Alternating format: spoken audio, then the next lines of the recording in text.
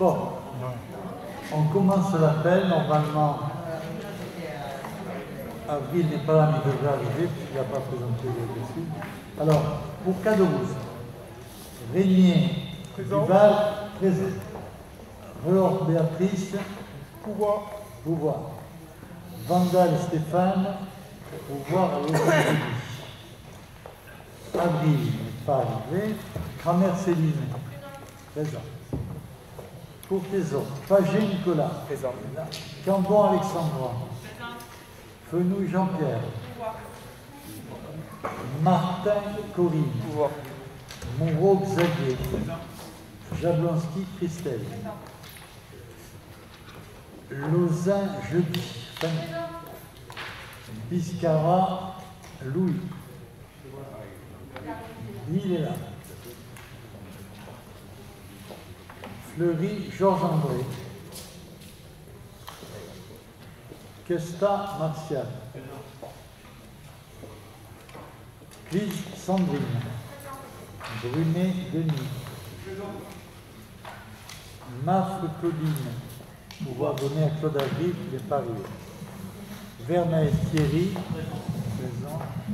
Pompard, Jacques, présent. Laurent, Marie-France, pouvoir donner à Denis Sabon. Bompard, Yann. Gagnant, Marie-Thérèse. Sabon, Denis. Gaspard, Catherine. Marco, Xavier. Arsac, Marcel. Pazero, Jean-Pierre. Lopez, Christine. Argenson, Jonathan. Egmayer, Joël. Marquesto, Pierre. Benec, Céline. Bourgeois, Claude. Andrés, Valérie, qui donne le pouvoir à Catherine Gaspard. Normanie, Carole, qui donne le pouvoir à Gilles Laroyenne. Gilles Laroyenne, présent. Alaoui, Fabienne, absent. Alors, il vous est demandé d'approuver le procès-verbal du 17-09-2020. Est-ce que quelqu'un a des remarques? Pas de remarques, il est approuvé. Il nous faut désigner un secrétaire de séance. Est-ce qu'il y a un candidat? Allez, on peut appeler. Je dois vous informer qu'une information est mise à disposition pour les mises à disposition de 2020 a été distribuée et est consultable sur votre table. Ceci étant dit, je vais vous demander une minute de silence pour les attentats que nous avons subis ce jour, ceux de Nice qui ont fait 3 morts, ceux de Lyon, ceux de Jeddah où le consul a été attaqué, ceux de Sartrouville où une voiture piégée a explosé devant une église.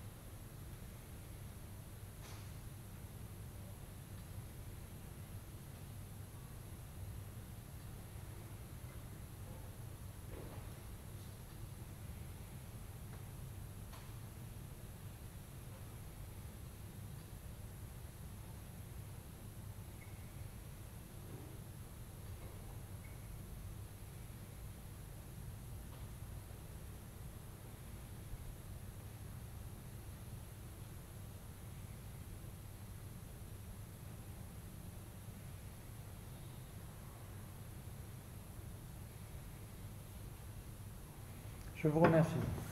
Nous saluons Claude Avril, qui répond présent.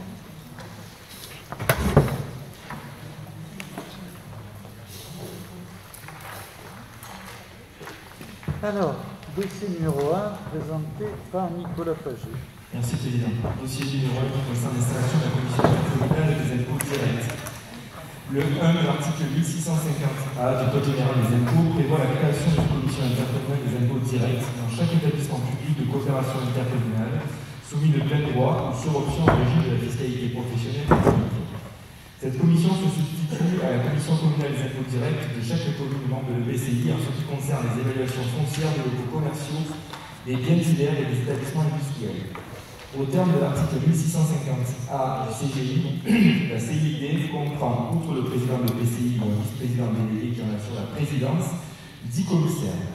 Les commissaires doivent être âgés de 18 ans ou moins, être de nationalité française ou ressortissant d'un État membre de l'Union européenne, jouir de leurs droits civiques, être inscrits à l'un des rôles des impositions directes locales de l'EPCI et des communes membres, taxes foncières, taxes d'habitation ou cotisations foncières des entreprises, être familiarisé avec les circonstances locales et posséder des connaissances suffisantes pour l'exécution des travaux confiés à la Commission. Les 10 commissaires et leurs suppléants en nombre égal sont désignés par le directeur départemental des finances publiques sur une liste de contribuables en nombre double dressée par l'organe délibérant de l'EPCI sur proposition de ses communes membres. Il convient d'adresser une liste de propositions de 20 noms pour les commissaires titulaires et de 20 noms pour les commissaires suppléants. En cas de décès, de démission ou révocation de 5 ou moins des membres titulaires de la commission, il est procédé à de nouvelles nominations en vue de les remplacer. La durée du mandat des membres est la même que celle de l'organe délibérant de l'EPCI. Il est proposé au conseil communautaire de désigner 20 commissaires titulaires et 20 commissaires suppléants. La liste suivante est proposée. Pour Châteauneuf-du-Pape, en titulaire Claude Avril et Céline Kramer, en suppléant François Mémone et Serge Palomba. Pour Caderousse, Ghislaine Hénard en titulaire, Christophe Régnier-Duval, Christelle Aubertin, Marielle Martin, Jean-Paul Courtaison, Caderousse en suppléant, Jean-Pierre Véron, Jean-Antoine Espinosa, Sylvie Gourdon et Richard Junior. Pour Courtaison en titulaire, Jean-Paul Barbado-Rigotard, Sandy Miller, Michel Curin et Jean-Pierre de Valette. En suppléant, Françoise Pézoli, Marc Gélégan, Sabine Courieux et Jean-Pierre Feuillou. Pour Jonquière en titulaire, Marcel Testa, Michel Chrétien, André Pérez et Michel Bouillet. En suppléant, Gérard Métès, Magali Couzel, Jacques Larosa et Pierre-Roger Martin. Pour Orange, en titulaire, Marin Bouffi, Bruno Delorme, Jean-Marc Lévard, Marie-Laure Pangeau, Julie Cochian, Yolande Lofmoller. Suppléant, Nicolas Arnoux, Claude Bouffi, Yvon Coq, Thierry Firstein, Odette Foulon et Arnaud Nal. La commission sera constituée de 20 membres, y compris que le conseil délibère. Y a-t-il des questions? Allez-y. Monsieur le Président, Messieurs les maires, l'installation de la commission des impôts est un acte important puisque des impôts appelés dépendent des ressources de notre EPCI. En la matière, pour débuter son travail, cette commission a besoin d'un état des lieux et d'une vision claire du fonctionnement et des finances de notre EPCI. Actuellement, la plus grande confusion règne sur les attributions de compensation, le pacte financier qui nous lie, ainsi que sur les projections de ressources fiscales liées à la CFE dans un contexte de crise économique sans précédent. À ce sujet, l'Association des commerçants d'Orange est à même de vous indiquer quel est l'état de situation dramatique de trésorerie des commerces du centre-ville. Certains d'entre eux ont déjà tiré le rideau à la suite du premier confinement et bon nombre d'entre eux s'apprêtent à faire de même maintenant. Après vous être abstenus de tout soutien en mars et avril, je réitère ma demande d'examiner une exonération de CFE partielle exceptionnelle pour les commerces fermés administrativement pour cette année et celle d'après. Les commerces de centre-ville sont le poumon et le cœur de notre cité, de nos cités. Ils méritent tout notre accompagnement en ces temps difficiles. Quelles mesures avez-vous prises ou comptez-vous prendre pour clarifier toutes ces questions? Merci. Y a-t-il d'autres questions? Tu réponds un peu, je réponds un peu. Pour les territoires. Ah, oui. Avant de laisser la parole au Président, juste pour rappeler que nous avons initié le projet de territoire de notre intercommunalité, qu'un diagnostic est en train d'être réalisé par le service avec un comité de pilotage, que ce diagnostic repose notamment sur l'interrogation des parties prenantes, et notamment du monde économique. Et il en va évidemment en conclusion que ce projet de territoire, avec ce diagnostic, nous permettra d'avoir une feuille de route pour tout le mandat et de se concentrer sur les axes prioritaires pour notre territoire, et ça prend bien évidemment en compte le contexte aujourd'hui que nous vivons à la crise sanitaire. Bon, alors, il y a deux questions qui ont été... bien sûr. Vis-à-vis justement de ce point financier, la CLEP doit se réunir. Est-ce que vous avez une date pour les prochaines réunions?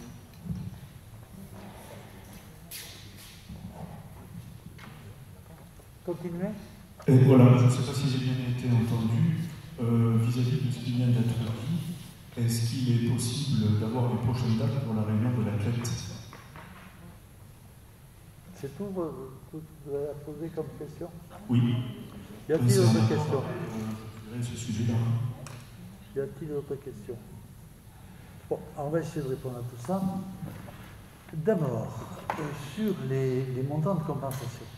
Les montants de compensation, l'Assemblée a voté à l'unanimité une diminution de, je parle pas de montant, une diminution de 10% des montants de compensation, ce qui a été avalisé par 4 communes sur 5, je crois que Jean-Pierre n'a pas avalisé, ce qui fait que les 4 communes vont perdre leurs 10% et que la commune de Jean-Pierre va les garder. C'est un petit peu embêtant parce que, en quelque sorte, vous vous mettez hors de la solidarité de la communauté de communes. C'est embêtant, ça pose problème. On ne pouvait pas décider, je réponds en même temps sur la date de la CLEC, on ne pouvait pas décider avant d'avoir le temps de latence du mois après la délibération du conseil communautaire pour décider une date de CLEC. Parce que si Jean-Pierre avait tenu ses engagements qu'il avait pris au conseil communautaire, eh bien, c'est pas la même chose que si elle ne le suit pas. Donc, on ne pouvait pas aller plus vite, mais à partir du moment où le mois est passé, eh bien, on va effectivement faire une réunion pour reviser ces claques. Je ne sais pas si le reste est arrêté, je me tourne vers les services. Hein? Il n'y a pas de date. Est-ce qu'on peut fixer une fourchette?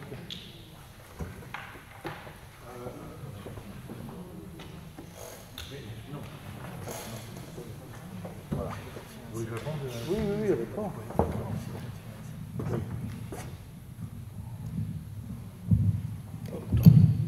Mesdames et messieurs, non, on ne fixera pas, enfin je ne conseillerais pas au gouvernement en tout cas de fixer une CLEC maintenant, puisque comme le disait M. le vice-président en charge du projet territoire, ça dépend étroitement du projet de territoire, et puis je rappelle que pour qu'une CLEC fonctionne, il faut qu'il y ait un vote à l'unanimité. Aussi, je vous invite à revoir votre position par rapport à la CLEC présente, puis éventuellement, à ce moment-là, on conseillera au président d'en mettre une. Monsieur Canetti, oui. La CLEC est chargée, cette commission est chargée d'analyser le bilan financier et les attributions de compensation, notamment le rôle de la CLEC est d'analyser les coûts intercommunaux, sans vision des coûts intercommunaux et des échanges, on n'a pas de vision budgétaire en fin de compte. Donc, sans cette vision-là, comment Jean-Pierre et comment les autres communes peuvent se prononcer sur les attributions de compensation. Moi, je n'ai pas de vision, je suis adjoint en finance, je ne sais pas ce que je paye, je ne sais pas ce que me coûte l'intercommunalité, je n'ai pas cette vision-là, donc à partir de là, je suis complètement dans le noir. Donc après, on me dit moins 10% sur les attributions de compensation. Pour économiser pour certaines choses, je veux bien. Si c'est justifié, que j'ai un bilan financier qui me dit que c'est justifié, je les voterai. Mais aujourd'hui, je n'ai pas ça. Donc, étant que la CLEC ne se doute que la CLEC ne va pas se réunir, et c'est quand même cette commission que l'on a votée qui est chargée d'analyser ces coûts intercommunaux. Donc, je pense qu'on fonctionne un peu à l'envers.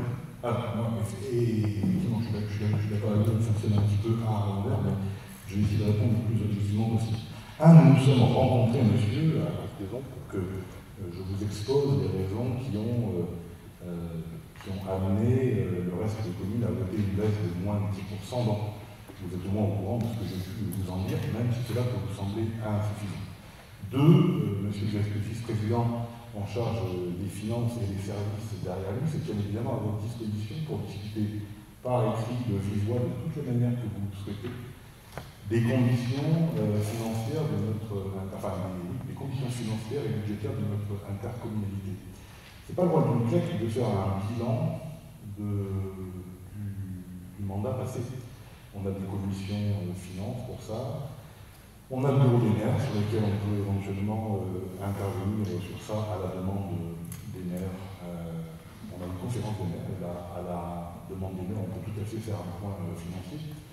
Ensuite, on peut tout à fait vous recevoir avec ou sans d'autres élus pour vous montrer ce que l'on a comme chiffres et qui nous paraissent évidemment prégnants pour que nous ayons alerté le président et le vice-président.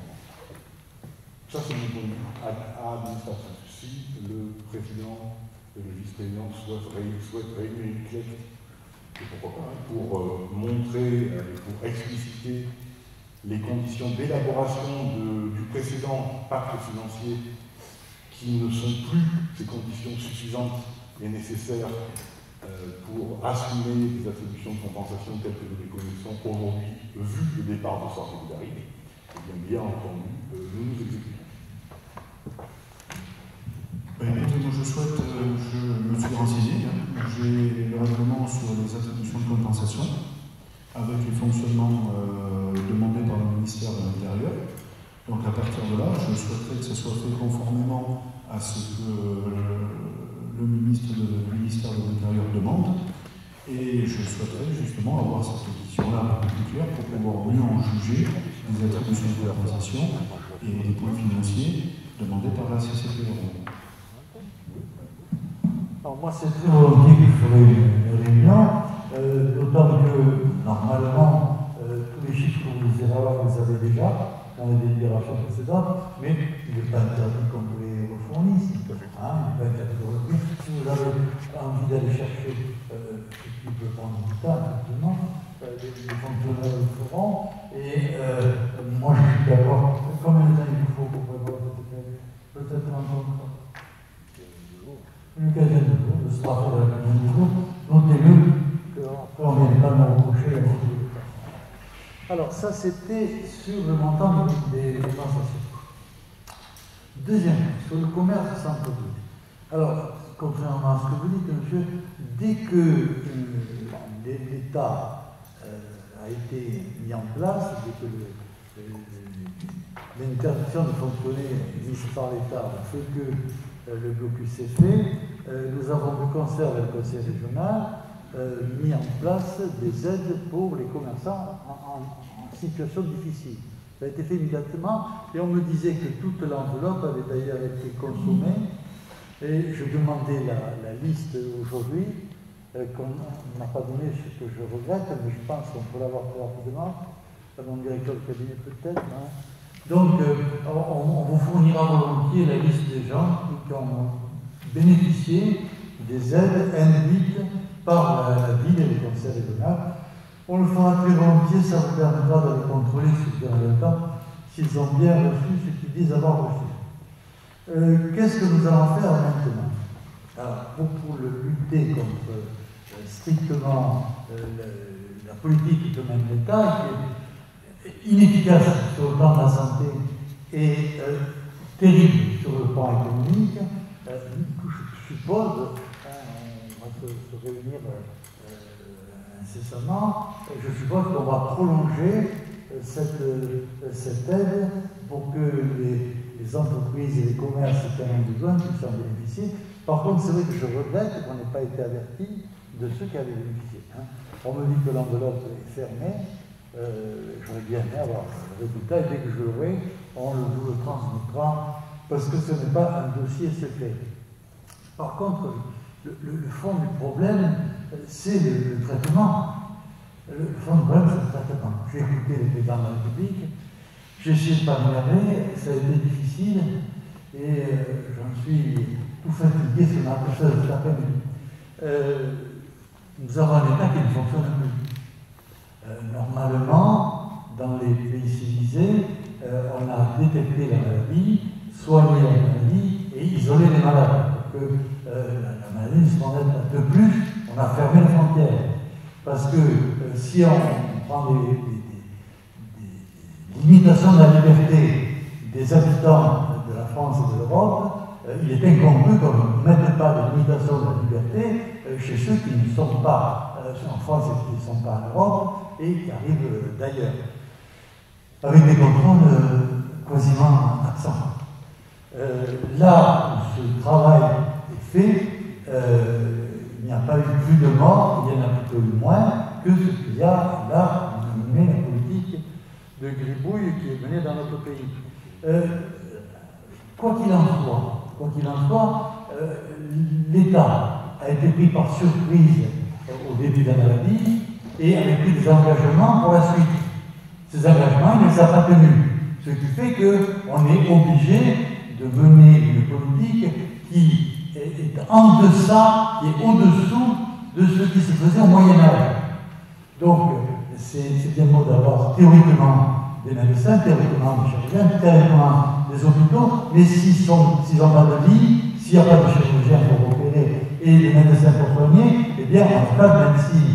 Or, le drame que nous avons aujourd'hui, c'est que la médecine a été détruite depuis 40 ans dans ce pays et que on n'a rien fait dans les 3 mois qui nous séparent du début de la maladie pour compenser ces errements. Et qui c'est qui va payer? C'est comme toujours dans notre pays, comme toujours en France, c'est ceux qui travaillent. Ceux qui travaillent vont être pénalisés. Pas tous, ils ne vont pas continuer de travailler, d'autres vont continuer de travailler. On nous apprend que les enfants ne peuvent pas combattre la maladie, mais par contre un client le peut. Donc pourquoi une différence entre un client et les enfants qui font que le client peut donner la maladie, mais les enfants ne peuvent pas la donner? Alors après toutes ces sornettes qui ont été dites, eh bien effectivement, les gens qui travaillent, et surtout qui travaillent de manière indépendante, vont souffrir. Et en France qu'on peut, mais on ne pourra pas faire des miracles, c'est bien évidemment en France qu'on peut. Voilà, on va peut-être passer au vote. Qui est contre, qui s'abstient, qui est pour. Le dossier est adopté, je vous en remercie. Dossier numéro 2, Christophe Aguilal. Messieurs, bonjour.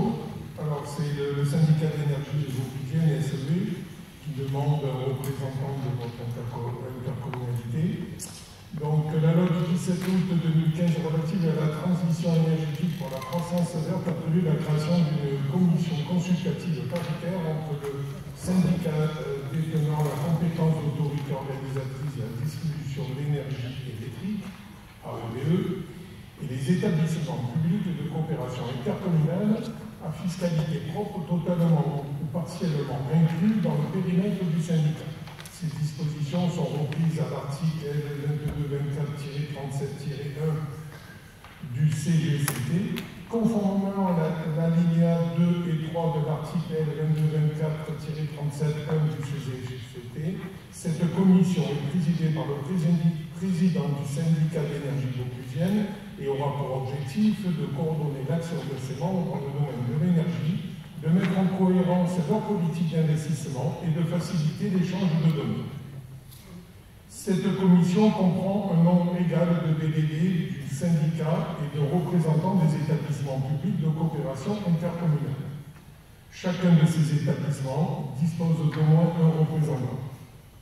Afin de permettre le renouvellement de cette instance de concertation suite aux élections de mars et juin dernier, il est donc nécessaire que le Conseil de communauté désigne un représentant. Monsieur le Président propose Christophe-Rémy Duval pour siéger à cette commission. Il convient que le Conseil communautaire se prononce sur cette délibération. Alors, bonjour, Monsieur le Président, Monsieur le maire de Capos, on en a parlé un instant. J'aurais vraiment souhaité être à vos côtés dans cette commission parce que la transition énergétique est un des enjeux majeurs de notre mandat. Et bon, malgré tout, on voit que sur les textes, il est possible d'avoir 2 représentants, parce que chaque EPCI peut envoyer au moins un représentant, ce qui est temps, peut-être qu'on peut en envoyer 2.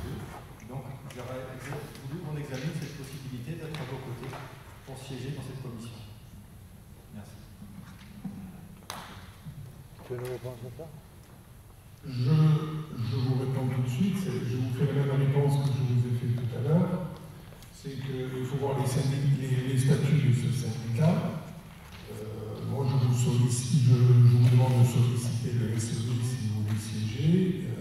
donne un statut pour une personne représentant l'intercommunalité, je vous invite à solliciter le LCD. On passe au vote. Qui est contre, qui s'abstient, qui est pour le dossier adopté. Je vous remercie. Dossier numéro 3, Thierry Lemay. Merci, Président. Dossier numéro 3, donc administration, candidature au conseil d'administration de l'établissement public foncier PACA, désignation d'un représentant titulaire et suppléant. Conformément à l'article 321-9 du Code de l'urbanisme, le préfet de la région Provence-Alpes-Côte d'Azur a pris un arrêté portant création d'une assemblée chargée de désigner 3 représentants des établissements publics de coopération intercommunale à fiscalité propre au conseil d'administration de l'établissement public foncier régional.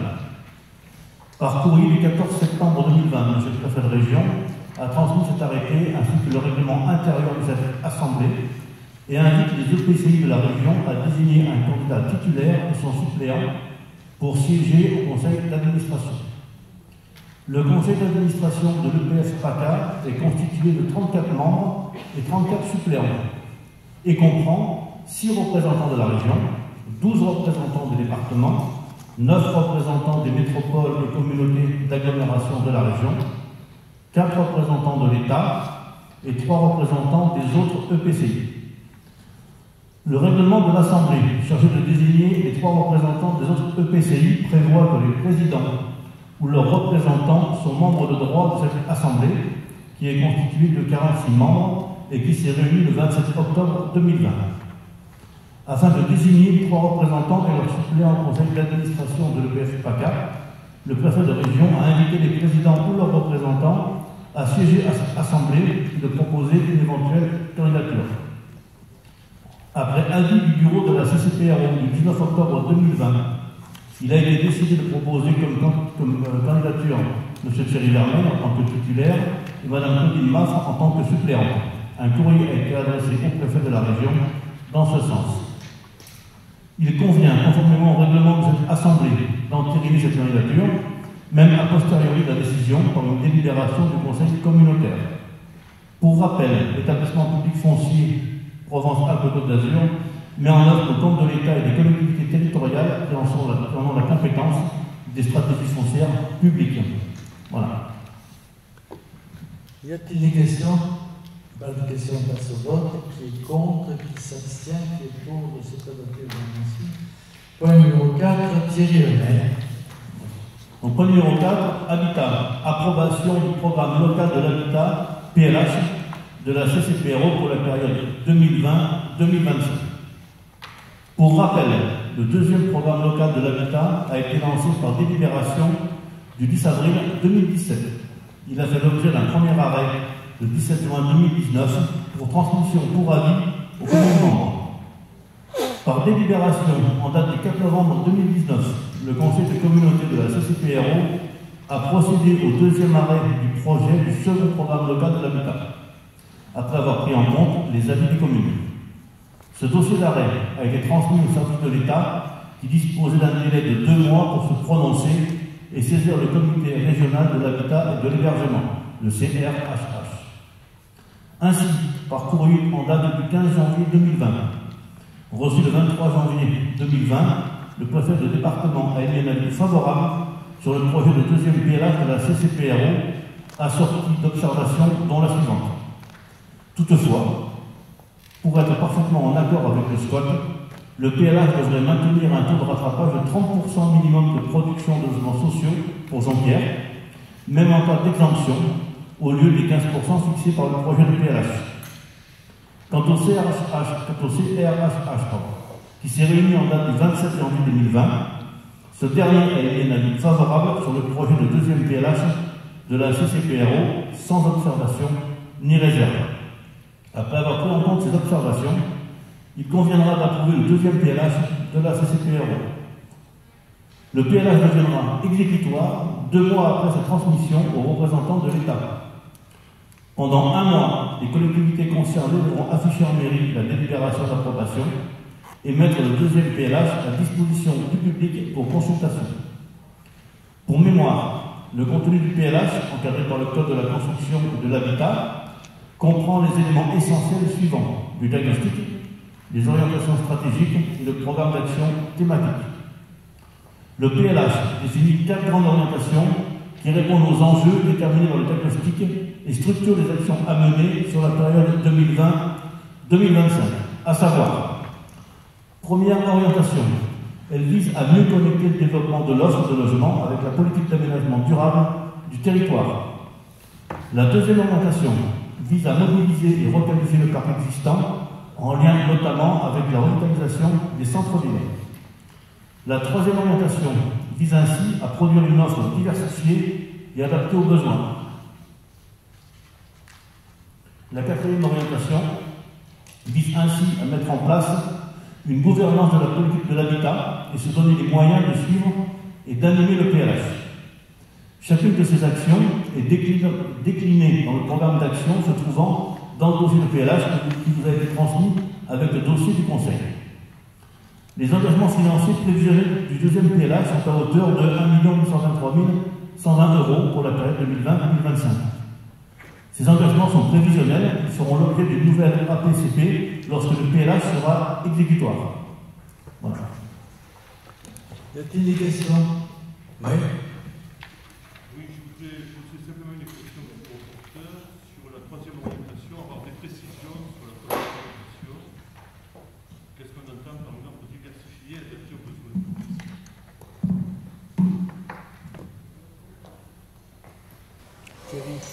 Oui. Il y a cette offre diversifiée dans tous les termes. Non, mais ça veut dire quoi? En concret, ça veut dire quoi? C'est de belles phrases, ça veut dire quoi? Dans ce PLH, ça veut dire quoi? Diversifier selon le besoin. Eh oui, mais exemple. Moi, je m'adresse au rapporteur, exemple sur le territoire de la CCPRO, et en particulier pour la commune de Jonquière, en tant que maire.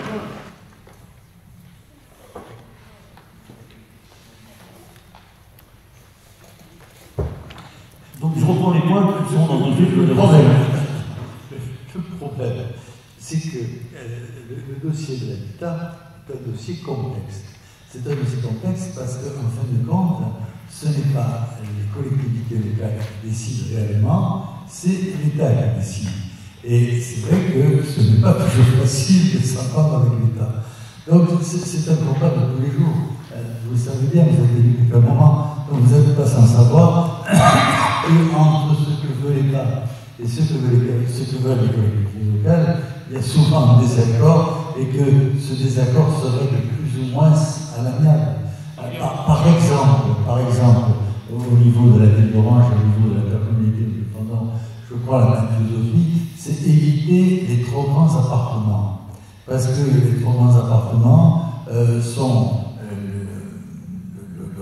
le centre d'accueil de familles nombreuses, difficiles, qui nous sont en général envoyées d'Avignon d'ailleurs, et qui, quand elles arrivent dans notre beau territoire, ils mettent de l'agitation et arrivent à vider l'entrée d'HLM concernée. Donc on essaye d'éviter les trop grands appartements parce que on pense, on a le souci du bien-être des habitants. C'est un exemple des négociations que nous faisons. Hein. Et après, je pense, Thierry peut le dire mieux que moi, que ça se mesure au jour le jour presque. Hein, quand on lance un programme, on négocie sur le contenu du programme en fonction de la conjoncture, en fonction de nos soucis d'équilibre familiaux et d'équilibre général.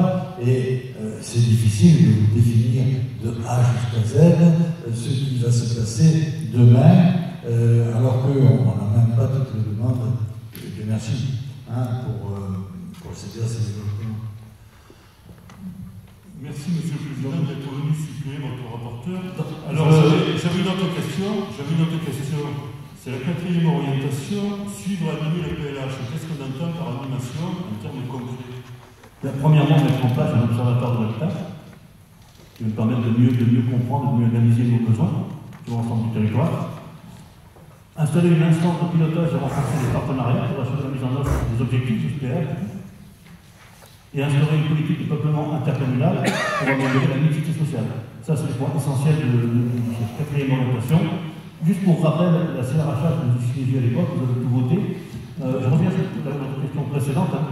Les points définis dans la production d'offres diversifiées, pour être très clair, soutenir l'offre locale sociale pour compléter, diversifier et rééquilibrer le parc, promouvoir les outils de stabilisation du ménage accédant pour fluidifier le parcours résidentiel et compléter l'offre de logement pour les seniors et personnes en situation de handicap.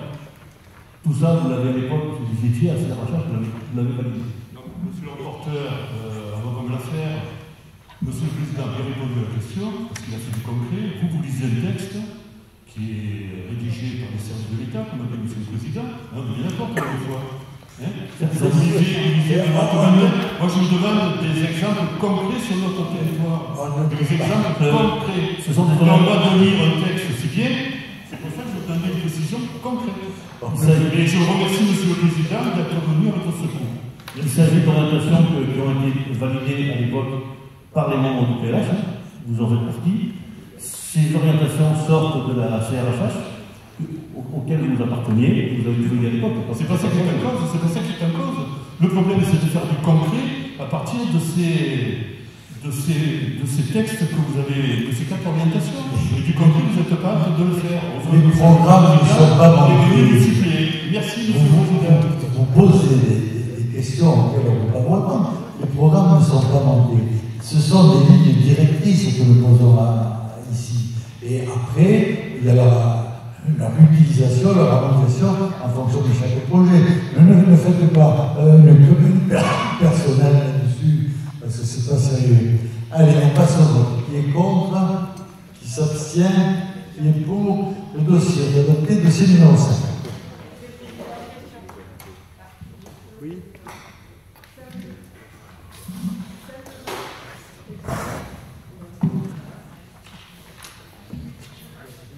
Simplement, je voulais féliciter Thierry Vermette de défendre les logements sociaux sur Jean-Pierre.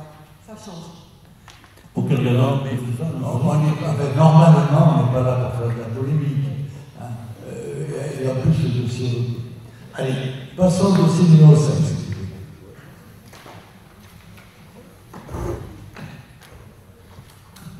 Donc, dossier numéro 5, toujours sur l'habitat. Adhésion au programme d'intérêt général, le PIGE, pour la période 2020-2023, porté par le conseil départemental de Vaucluse. La CCPRO est compétente en matière de politique de l'habitat et cadre de vie. Dans le cadre de son programme local de l'habitat, la CCPRO a décidé de maintenir son adhésion au programme d'intérêt général départemental, le PIGE. Le dispositif PIGE est mis en œuvre pour une période de 3 ans dans le département de Vaucluse avec l'État, l'Agence nationale de l'habitat, donc l'ANA, et la région PACA, par le biais de subventions aux propriétaires occupants et bailleurs, situés hors périmètre d'opérations programmées d'amélioration de l'habitat local.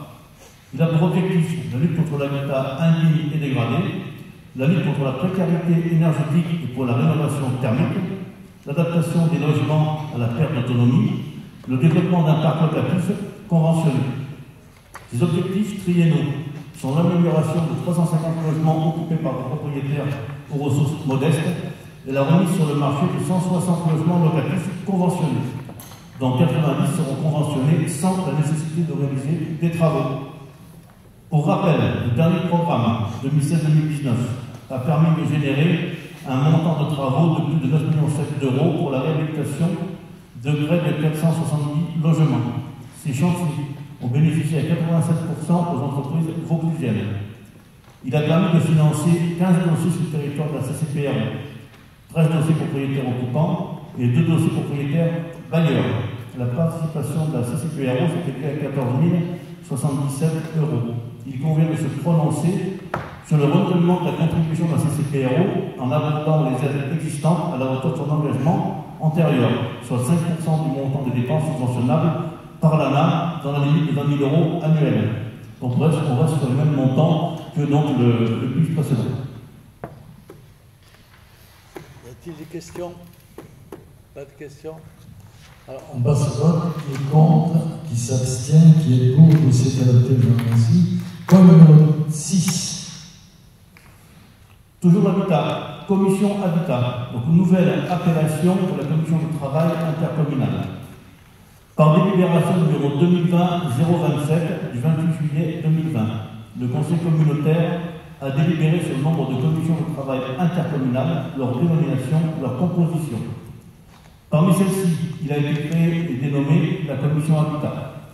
Il convient aujourd'hui de compléter cette dénomination par l'intitulé suivant: Habitat et aménagement de l'espace, afin de clarifier les dossiers suivis par cette dernière. Le Conseil est invité à délibérer. Y a-t-il des questions? Pas de questions? On passe à l'autre qui est contre, qui s'abstient, qui est pour, ou s'est adapté au pharmacie. Point numéro 7, Nicolas Paget. Alors, le dossier 7 concerne les travaux de reprise de la canalisation principale d'alimentation de la ville de Courthézon en fond de 300. Première phase de travaux, demande de subvention au département de Vaucluse et à l'agence de l'eau. Dans le cadre de l'exercice de sa compétence gestion de l'eau potable, la communauté de communes doit effectuer des travaux de reprise de la canalisation principale d'alimentation en eau potable en fond de 300 située sur la commune de Courthézon. Cette canalisation maîtresse, d'une longueur totale de 3 km, a fait l'objet en mars 2018 d'un diagnostic non intrusif par scanner en 4 points stratégiques. Sur chacun de ces scanners, le niveau de dégradation s'est avéré être important et les épaisseurs résiduelles de matière faibles. Compte tenu des distances entre les différentes mesures de la répétabilité des niveaux de dégradation, l'étude conseille le renouvellement de la conduite à court terme, c'est-à-dire à une échelle inférieure à 5 ans. Pour ce faire, en cas de demande de participation du département dans le cadre de son soutien au territoire vauclusien, le département accompagne les collectivités territoriales et leurs groupements dans la réalisation de leurs projets d'investissement. À ce titre, un programme global sur la période 2018-2020 a été voté par le conseil départemental. Initialement, les dossiers de candidature de la troisième vague de cet appel à projet devaient parvenir aux services départementaux pour le 30 juin 2020 ou plus tard. Or, compte tenu de l'impact de la crise sanitaire sur le lancement des opérations, un délai supplémentaire jusqu'au 31 décembre 2020 a été octroyé. A noter qu'au regard de l'aide financière déjà allouée à la CCPRO, le montant de la participation départementale ne pourra excéder 134 886 € pour un taux de subventionnement plafonné à 40%. La première phase de travaux comprend la reprise de la canalisation en fond de 300 entre le forage des 9 fonds et le franchissement de la voie ferrée. Cette opération étant à ce jour au stade de la consultation des entreprises, elle s'avère être suffisamment avancée pour permettre de déposer un dossier de candidature et tenter d'obtenir une subvention au titre de l'appel à projet du département. La deuxième demande de participation concerne l'agence de l'eau. Dans le cadre de son appel à projet Rebond eau, biodiversité, climat 2020-2021, l'agence de l'eau élargit temporairement ses règles d'intervention afin d'accélérer le redémarrage des investissements dans le domaine de l'eau en faveur des services de l'eau et d'assainissement. Cet appel à projet propose de nouvelles mesures jusqu'à fin 2021 et permet l'ouverture des financements prévus au 11e programme Secondo 2019-2024 à des territoires non initialement éligibles. C'est ainsi que le projet de reprise de la canalisation d'adduction d'eau potable de la ville de Courthézon devient éligible aux subventions de l'agence de l'eau, notamment au travers de la remise à niveau d'ouvrages vétustes. Le plan de financement de montant estimatif de 450 000 € hors taxe se décompose comme suit: 30% du département de Vaucluse pour 134 886 €, 50% de l'agence de l'eau, 227 000 € et un autofinancement de la CCPRO pour 20% à hauteur de 90 114 €. Il convient que le conseil communautaire se prononce sur le lancement de cette candidature à l'appel à projet. Y a-t-il des questions? Pas de questions, on passe au vote. Qui est contre? Qui s'abstient? Qui est pour? Le dossier est adopté, je vous remercie. Dossier numéro 8. Le dossier 8 concerne le second appel à projet 2020 sur l'aménagement cyclable de la Via Venezia et liaison de la gare de Jonquière au pôle d'échange multimodal de la gare d'Orange. La communauté de communes des Pays Réunis d'Orange est membre du syndicat mixte de la Via Venezia aux côtés de la communauté d'agglomération Ventoux-Comtat de l'Essène, de la communauté des communes des Sortes du Comtat et de la commune de Velleron. Le projet de voie verte Via Venezia d'Orange à Velleron concerne pour la CCPRO les communes d'Orange et de Jonquière. Sous couvert du bail amphithéotique, le conseil départemental de Vaucluse a en charge la réalisation vers l'est de la Via Venezia, de Jonquière à Velleron pour la véloroute du Calavon, Eurovelo numéro 8. Au 31 décembre 2018, la Via Venezia est réalisée à l'ouest jusqu'à la gare de Jonquière. Dans la planification globale actuelle de la Via, la section Jonquière-Orange n'est ni prévue ni planifiée. La CCPRO, dans le cadre de sa politique d'aménagement du territoire, souhaite fortement prolonger la Via Venezia entre la gare de Jonquière et le pôle d'échange multimodal de la gare d'Orange pour répondre à la mobilité du quotidien, notamment les déplacements domicile-travail et le développement de l'économie touristique. En accord avec le conseil départemental de Vaucluse, lettre du 1er avril 2019, le syndicat de la Via Venezia, du 13 mars 2019 et la ville d'Orange, Une convention quadripartite du code de confinancement et d'organisation de la maîtrise d'ouvrage est en cours d'élaboration. La maîtrise d'ouvrage déléguée est confiée à la CCP. Lors du conseil syndical de la Via Venetia du 27 février 2018, il a été acté de prendre rang lors de l'enquête publique de révision du PLU d'Orange pour une demande de mise en place des emplacements réservés nécessaires à la poursuite de la Via Venetia vers Orange. Dans le cadre de la mise en œuvre du plan vélo visant à soutenir le développement destiné à un cyclable structurant dans tous les territoires, la CCPO se propose de candidater à cet appel à projet. Cette opération, dont le montant prévisionnel s'établit à 2 275 530 €, est susceptible de bénéficier de cette aide financière à hauteur de 20%. En conséquence, il convient que le Conseil communautaire se prononce pour valider cette opération, candidater à l'appel à projet Fonds de mobilité active, aménagement cyclable, second appel à projet 2020, et solliciter une subvention à hauteur de 20%, soit un montant de 450 112 €. Y a-t-il des questions? Oui, une petite remarque technique. Oui. Le projet stipule le passage de la voie ferrée par l'intermédiaire d'un pont qui se ferait lors de la réalisation de la déviation, si j'ai bien compris. Ce pont qui est lié à la déviation me semble être un obstacle majeur à la réalisation du tronçon manquant, parce que si on attend que la déviation soit faite pour réaliser le tronçon, je crois qu'on n'y arrivera jamais. Donc je me demande si on pourrait bien étudier une autre configuration pour le passage de ce tronçon. Et enfin, un tout petit hors-sujet pour un coup de gueule par rapport aux travaux du pôle multimodal actuellement en cours à Orange. Les travaux sont conduits dans des conditions inadmissibles de sécurité et notamment totalement dans le non-respect des personnes en situation de handicap, qu'elles soient aveugles ou en incapacité de se déplacer à pied de façon normale. J'ai plusieurs cas de témoignages de personnes qui ont fait des chutes. Ces travaux sont conduits dans des conditions inadmissibles de sécurité. Voilà, merci. Là, je pense qu'il y a des travaux qui sont dans des conditions inadmissibles, me dit M. le Cavalier. Le chef de service dit que les travaux se font comme se font pour les travaux, il n'y a rien de spécial là-dessus. Par contre, ce qui est vrai, c'est qu'il semble que vous n'ayez pas tout à fait compris le dossier. D'après ce que je croyais savoir, ce que l'on me confirme, la Via Venetia passera sur le pont actuel, qui serait élargi. Hein, c'est bien ça? Ouais, le chemin de la passerelle. Les vélos, les deux roues passeraient sur le pont actuel qui serait élargi. C'est pas ce qu'on interprète à la lecture du plan qui a été fourni. Il faut peut-être que vous trouviez un lecteur de plan qui sait lire les plans. Peut-être, parce que je pense que vous avez bien lu les plans. Ça dépend pour cet appel-là, si la jonction entre Orange, c'est entre Orange et Jonquière. Vous nous parlez de la jonction entre Orange et Jonquière. C'est ça. Hein? Bon, il semble que notre lecture des cartes est conforme à ce que je dis. Vous avez la parole? Excusez-moi, quelle est la question, s'il vous plaît, monsieur? Alors, je m'inquiétais du fait qu'on doit dépendre de la réalisation de déviation pour construire ce pont. C'était ce qu'on comprend dans le descriptif du projet. Il y a deux choses. C'est-à-dire qu'il y a à la fois, il doit y avoir la continuité, comme c'était expliqué dans la vidéo, le syndicat, normalement, doit mettre l'ouvrage et non passer avec le département. Donc, pour que ça se fasse, c'est la CCP Euro qui va reprendre la maîtrise d'ouvrage pour pouvoir avancer là-dessus. Donc là, on a même terme des études. Après, la ville a placé sur son pays des emplacements réservés pour permettre la continuité vers Orange, sachant que l'ancienne voie 40 Orange ne permet pas d'aller jusqu'au bout, c'est pour ça qu'il y a des emplacements réservés qui sont faits, du fait de l'activité de la ligne actuelle de Paris-Marseille qui est en activité. Donc la SNCF ne désire pas qu'on soit trop près de la ligne, c'est normal en exploitation, d'où le basculement à un moment donné de l'autre côté du chemin. Donc c'est pour ça qu'il y a des emplacements réservés qui prévoient l'acquisition foncière de ce cas-là au bénéfice du syndicat, donc qui vont être portés par le syndicat de la Via Venetia.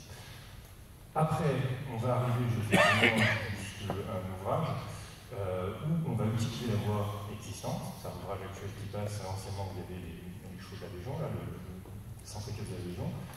Effectivement, quand il y aura un ouvrage qui sera créé par l'État, porté par le département actuellement, il y aura une restitution d'un autre ouvrage qui permettra le franchissement de la voie.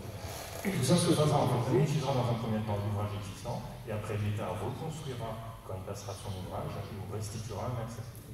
Voilà. Ça, c'est le phasage travaux, mais enfin, j'ai envie de dire classique. On a plusieurs projets qui se croisent et on va placer de cette façon-là qui paraît plus cohérent pour ne pas faire un ouvrage, le démolir, en refaire un autre, etc. Voilà. Je ne sais pas si j'ai répondu à votre question. J'ajoute que moi qui me suis que chez un dentiste banal, je me fie aux professionnels parce que je pense que c'est mieux. Hein. Bien sûr, les professionnels, ils doivent dire la vérité parce que sinon, on est embêté. Voilà, on passe au vote. Qui est contre, qui s'abstient, qui est pour. Le dossier est adopté. Je vous remercie. Du dossier numéro 9, Claude Avril.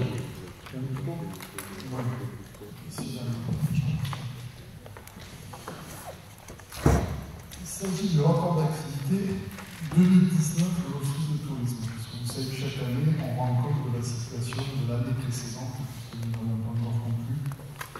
L'année actuelle, vous imaginez bien ce dont il en ressortira.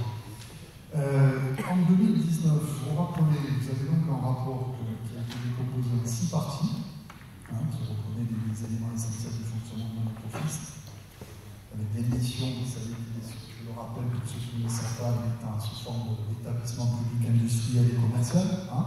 Il y a la possibilité de commercialiser un certain nombre de produits, ce qui tous les pays avoir un qui est un établissement public administratif. Nous avons à peu près une dizaine d'employés sur un budget, évidemment, qui dépasse les 500 000 € et qui, je vous le rappelle, fonctionne essentiellement sur depuis peu la taxe de séjour qui prend une dimension qui est censée être majoritaire mais qui nous rappellera cette année qu'on risque de récolter beaucoup moins. Et pour cause, l'année dernière est rentrée la taxe de séjour, puisque c'est sur les unités qui sont faites sur des hôtels, sur honnêtement des sommes très très modestes, et puis celles que payent aussi des personnes qui ont leur maison. Les rentrées ont été assez bonnes l'année dernière. Voilà. Et le but est effectivement de faire en sorte qu'atteindre ces objectifs du législateur, c'est que la taxe de séjour vienne se substituer à une subvention versée par l'Office de tourisme. Ça va être compliqué, M. le Président, encore cette année, avec l'année 2020. Voilà, donc, quelques petites informations qui doivent être connues de vous dans le rapport. Nous avons eu alors un certain nombre de visites guidées pour des groupes principalement sur Orange, mais pas que, avec 134 visites guidées du patrimoine par des professionnels représentants total de 5086 personnes, donc plus 31,32% en 2019, une durée moyenne de 2 heures, principalement en français, 82,32% sur Orange, mais aussi les 4 autres communes. Quelques particularités, donc nous avons 3 antennes de l'Office de tourisme intercommunal qui ont renseigné en 2019 près de 56 060 personnes au comptoir sur l'année. Tous les touristes ne passent pas forcément, vous en doutez, par les comptoirs des offices de tourisme. Donc ça ne viendrait jamais refléter en totalité la réalité des étrangers qui passent par nos territoires, bien sûr, qui est très largement supérieure. Avec 36 000 donc venus au comptoir, 712 personnes sur Orange, 16 152 sur Châteauneuf-du-Pape et 3 195 sur Portezeux. La plus grande partie se répartissant de mai 2019 à septembre 2019. Quelques particularités, à Orange, 31% d'étrangers, principalement des Allemands, des Néerlandais et des Belges. À Châteauneuf-du-Pape, nous avons plutôt des touristes étrangers à hauteur de 62%, dont 50% de Nord-Américains, des Canadiens, mais aussi des Sud-Américains, des Brésiliens qui viennent de plus en plus sur notre territoire. Nous avons eu des connexions web pour promouvoir le territoire, représentant à peu près 173 685 connexions sur le site web. L'année 2019 marque le début de notre écosystème numérique avec le lancement des campagnes numériques ciblées sur les réseaux sociaux, en appui de nos publications promotionnelles. Vous avez pu le constater sur le site. C'est aussi la mise en place d'écrans dynamiques dans nos antennes et chez les hébergeurs pour relayer l'information en temps réel. C'est des éductours auprès de nos professionnels locaux pour découvrir le territoire, car oui, il y a encore du travail à faire sur ce volet. De nouvelles éditions papier 2019 comme celle sur le parcours touristique des princes d'Orange et des courtisans. Celui de Caderon, c'est les nouvelles cartes les plus dynamiques. Vous aurez la page 14 et 15. Tout comme la refonte de celle sur les hébergements, les restaurants, la carte touristique et les fiches vélo. Matériel de promotion adapté à la promotion pour les salles d'info. 10 agents, donc, comme je vous le disais en 2019, dans 3 points d'information touristique. La mise en œuvre d'une optimisation de la gestion de la taxe de séjour pour tenir compte de la nouvelle réglementation, vous savez que nous avions voté au 1er janvier 2019 avec la plateforme notamment. Le rapprochement de notre territoire, voilà une initiative qu'on avait prise et qui avait très bien marché, qui je l'espère se développera dès que le tourisme pourra reprendre, évidemment, avec des autres territoires touristiques de proximité au nord, comme la vallée de la gastronomie, territoire dans lequel nous nous sommes inscrits et qui va de Marseille jusqu'au coteau de Beaune, jusqu'en Bourgogne. Il s'arrête dans des spécialités, des exemples un peu qui marquent l'identité de chacun des territoires, que ce soit des restaurants, que ce soit des domaines, ces choses-là. Ce sera très bien. Notre participation à des salons spécialisés comme ceux de rendez-vous en France organisés à Marseille. Pré-tour également, avec 34 tours opérateurs qui ont été rencontrés, représentant 12 destinations mondiales. Et j'ajouterai, ça c'est une démarche qu'on a fait ici, on a fait appel à eux. Alors ils sont venus, ils ont pris les contacts l'année dernière. Ils sont revenus, donc vous avez pu peut-être le voir, même si ça a été réalisé dernièrement en mars. L'équipe de chronique méditerranéenne de Nathalie Simon, qui est venue à la Châteauneuf-du-Pape, qui a fait un très beau reportage, mais quand ils viennent quelque part, ils vont voir évidemment le village autour, sur les spécialités qui sont faites. Il ne reste pas simplement à Châteauneuf, ça a très très bien marché, c'est diffusé le dimanche. Ils sont venus à Orange, la chronique méditerranéenne, ils sont venus à Orange. Je ne sais pas quand est-ce qu'il passera, le reportage, il est déjà passé évidemment avec des problèmes du confinement. C'est une très bonne chose. On avait déjà l'émission Échappée d'elle aussi qui était venue. Et c'est quelque chose sur lequel on essaie d'insister en amont, de prendre des contacts avec quelques équipes de télévision sur, que ce soit étrangers, pour leur faire un peu regarder à côté de nos territoires et de nos produits. Voilà ce que j'avais à vous dire donc, sur le rapport d'activité de 2017. Alors, ça ne se vote pas, et par contre, je vais le présenter dans les conseils municipaux. Monsieur le Président, si vous me permettez, merci pour ce rapport complet et détaillé. Étant donné le contexte, ce qui m'intéresse, c'est qu'est-ce qu'on va faire maintenant pour essayer de soutenir nos professionnels du tourisme. Est-ce que vous ne pensez pas qu'il serait temps d'organiser une concertation vaste pour connaître leurs attentes et préparer la saison à venir et voir comment on pourrait faire pour les aider? Et deuxième chose, je me permets de vous faire observer que les outils numériques, notamment les outils iPhone, sont peu performants, peu réactifs et ne permettent pas d'avoir une situation en temps réel des attractions touristiques développées par tous les partenaires. Donc je pense que ce serait quelque chose qui serait intéressant à voir, comment tous les partenaires pourraient communiquer beaucoup plus rapidement et efficacement, de façon à ce que les touristes puissent avoir toutes ces informations sur les iPhones. Voilà, merci. Certains le font à l'échelle de leur commune, je pense à d'autres endroits, c'est souvent les communes qui font ces applications intéressantes plus que par l'intercommune. Mais oui, effectivement, c'est un niveau, ça c'est certain. J'ajoute un élément important dans le sens, c'est que j'espère que ça se développera. Il y a cette fameuse question aussi de la liaison entre, j'en ai parlé la dernière fois, nous avons parlé avec le président, le vice-président, de tout le monde, c'est notre intérêt, sur la Diarone. Notamment l'interconnexion, cette fameuse interconnexion qui doit se faire, dont le principe du budget a été acquis sur les multifinancements qu'il devait y avoir, avec le problème de l'Occitanie qui ne voulait pas forcément financer, le Via-Roma qui allait passer principalement sur le Vaucluse. Je crois que le principe du financement a été acté, on est sur la base à peu près de 3 millions d'euros. C'est le financement de la passerelle, qui est le nœud gordien en quelque sorte, et qui doit se faire entre l'île de la Bartelasse, à la pointe de l'île de la Bartelasse, du côté gauche, côté Sorgue, on passe sur terre, et qui doit relier à un endroit qui est le plus réduit sur le bras nord, pas le bras nord, enfin le bras gauche du Rhône, à l'endroit où il se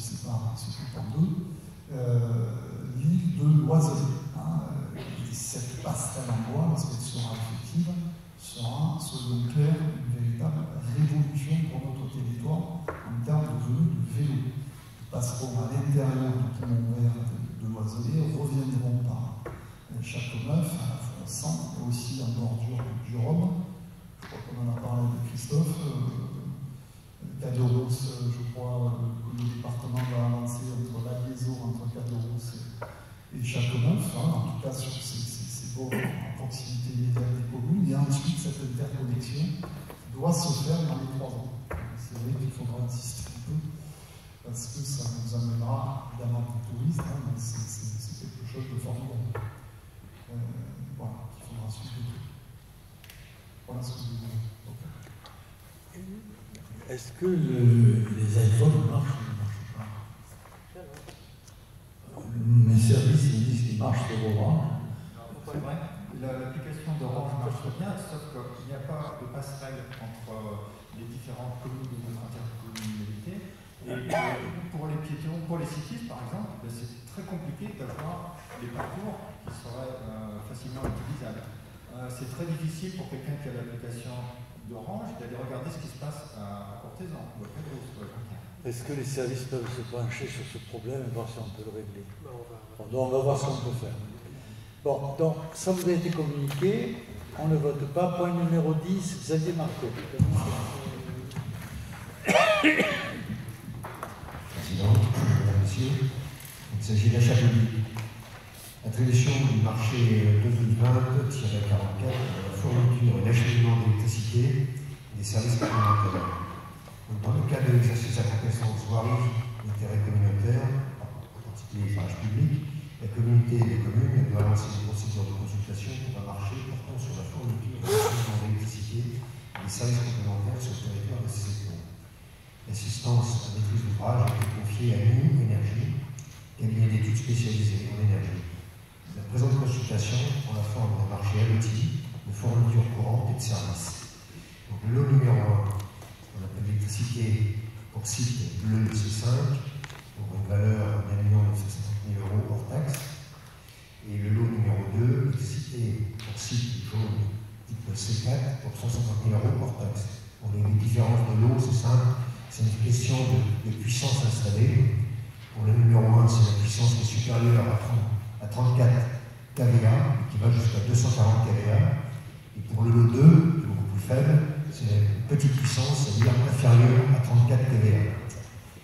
Le montant global du marché est estimé à 700 000 € par an, soit à 2 100 000 € hors taxe sur 3 années. Afin de répondre au grand principe de la commande publique, un appel d'offres a été mis en place. Un avis d'appel public à la concurrence a été publié au BOAMP et joué en date du 10 septembre dernier. La date de remise des offres a été fixée au 22 septembre à 12h30. Les critères de jugement des offres sont les suivants. Pour le prix, 90% et pour la valeur technique, 10%. La commission d'appel d'offres s'est réunie le 23 octobre à 9h30 afin d'examiner et de juger les offres reçues le 22 octobre. Le résultat est donc le suivant. Pour le lot 1, a été retenu électricité de Provence pour un montant annuel estimé à 399 957,87 €, soit sur un global de 3 années d'1 197 773,60 € hors taxe. Et le lot 2, retenu selon Total Direct Énergie, pour un montant annuel estimé de 26 373,66 € hors taxe, soit pour les 3 années 78 820,97 € hors taxe. Suite à la mise en concurrence, l'économie estimée par rapport aux dépenses de fourniture et d'acheminement comparatif sur l'année 2019 est égale à 210 000 € hors taxe pour la durée totale du marché. Les crédits correspondants étant prévus au budget, il convient que le Conseil communautaire se prononce sur le choix de l'attributaire. Président. Y a-t-il des questions? Pas de questions dans ce vote. Qui est contre? Qui s'abstient? Qui est pour? C'est adopté. Je vous remercie. Dossier numéro 11. Il s'agit toujours d'achat public. C'est le lancement du marché 2020-55 pour la gestion du parc de véhicules de la CCPERO. Afin de rationaliser la gestion de son parc automobile, la CCPERO a conclu un marché de gestion de la flotte portant sur les véhicules roulants et non roulants, hors véhicules légers, de la CCPERO avec la société SDPV via la centrale d'achat de Lugano. Ce marché arrive à échéance le 31 décembre besoins récurrents, un nouveau marché doit être conclu et le pouvoir adjudicateur souhaite l'ouvrir à la concurrence hors centrale d'achat. Le nouveau marché prend la forme d'un accord cadre à bonne commande et sera conclu pour une durée de 12 mois, reconductible 3 fois. Les besoins sont étendus à tous les véhicules de la flotte de la CCPO, matériel roulant et non roulant, les VL, les VUL, les petits matériels portatifs qui n'étaient pas intégrés précédemment. Les prestations du marché consistent en deux choses. Des prestations d'abord de gestion du parc, gestion générale des véhicules, prise en charge des véhicules, maintenance, réparation, pneumatique, expertise, contrôle technique obligatoire, les visites réglementaires, l'administration et le suivi de la flotte et la formation des gestionnaires du suivi du parc. Et la deuxième prestation concerne la maintenance et la réparation des véhicules. Le total de la flotte du pouvoir adjudicateur est composé de 107 matériels.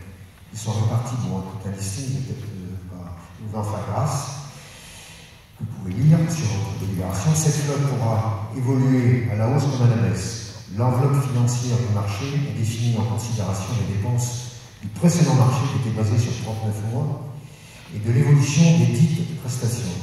Le montant annuel du marché est estimé à 395 000 € hors taxe, soit un montant sur 48 mois d'1 580 000 € hors taxe. 25 000 € hors taxe par an de frais de gestion, soit 100 000 € sur les 48 mois par réel réglé au gestionnaire du parc. 370 000 € hors taxe par an de frais de réparation, soit 1 480 000 € hors taxe sur 48 mois. Le gestionnaire du parc assure l'avance du règlement auprès des différents prestataires qu'il choisit et la collectivité lui rembourse mensuellement ses dépenses. Afin de répondre au grand principe de la commande publique, un appel d'offres a été mis en place. Un avis d'appel public à la concurrence va être publié au BAO et joué. Les critères de jugement de ces offres sont les suivantes. Pour le prix, 70%. Pour la valeur technique, 30%. Les crédits correspondants étant prévus au budget, il convient que le Conseil se prononce sur le lancement de cette procédure. Monsieur le Président. Y a-t-il des questions? Pas de questions, on passe au vote. Qui est contre, qui s'abstient, qui est pour. Dossier adopté, je vous remercie.